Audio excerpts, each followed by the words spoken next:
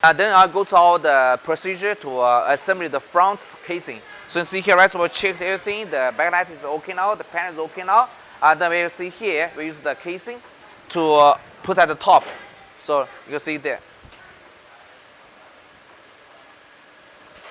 So here, this way I put the casing. This casing, the front casing, actually building the tempered glass and also the air touch frame of that. And also you see here, this is our HDFocus branding. And also we can do the OEM or ODM for you. So if you require. Okay, so let me the worker to finish the assembly for the front.